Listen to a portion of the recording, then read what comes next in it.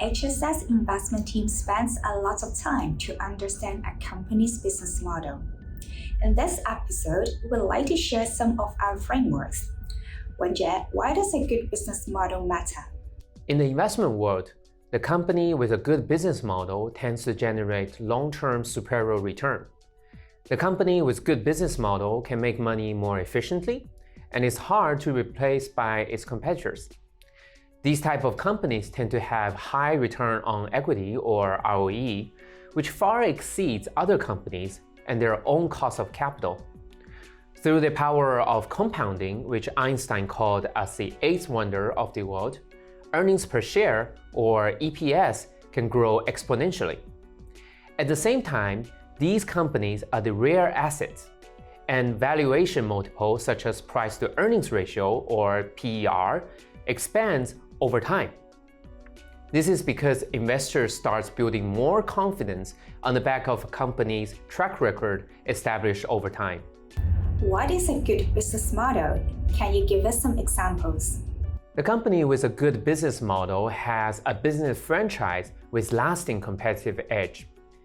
It can be a company with a business that has a high entry barrier through its leadership in technology or brand equity, a company with strong pricing power driven by favorable supply and demand dynamics, a company with high visibility of growth as a result of consumer stickiness, and etc. These companies could be found either in good industry or the business model is uniquely in nature. As an example, HSG China Fund has recently initiated a new investment in OPT Machine Vision. This is a $3 billion market cap Chinese automation company that provides machine vision sensors for the production line. An equivalent international player is Keyence, based in Japan, with a $90 billion market cap. OPT started as the vision sensor suppliers to Apple's production line, and like Keyence, OPT makes more money on the solutions provided. Over the last 16 years, OPT expanded its customer base to other industries, including lithium-ion battery sector. Today, CATL, which is the world's largest battery maker, is OPT's key customer. We believe OPT has a good business model because of the high entry barrier. Based on the know-how accumulated by working with the industry leaders such as Apple and CATL, OPT should be able to expand its customer base while maintaining a high margin. After all, for Apple and CATL's competitors, it is a great bargain to hire OPT to understand the industry top-tier makers' production know-how. The money OPT charges is a fraction compared to the cost of building a factory. It is rare, but companies' business model could change from time to time. Therefore, it is important to monitor the company closely and analyze them vigorously.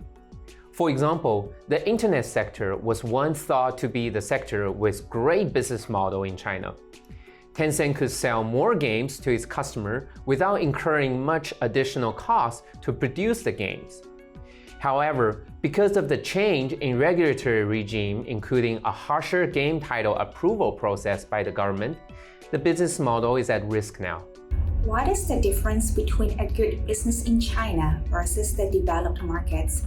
Can you give us some examples? Many sectors that are viewed as a good business in the developed market are also a good business in China. However, there are sectors that are unloved by the developed market investors turn out to be a good business in China. An example would be CATL in the new energy or lithium-ion battery sector. CATL is the world's largest lithium-ion battery supplier to electric vehicle with a $180 billion market cap. Many global investors didn't like the company several years ago because of the capital-intensive nature of the business and the concerns on electric vehicles' growth potential. It is very costly to build a battery factory. At the same time, electric vehicles were a much costlier product compared to the internal combustion engine cars.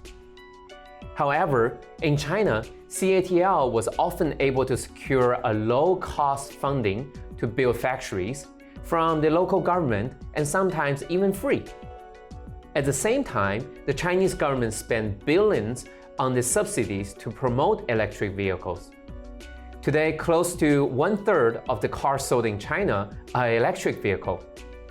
Based on our experience, it is very important to follow the government's policy closely when you invest in China.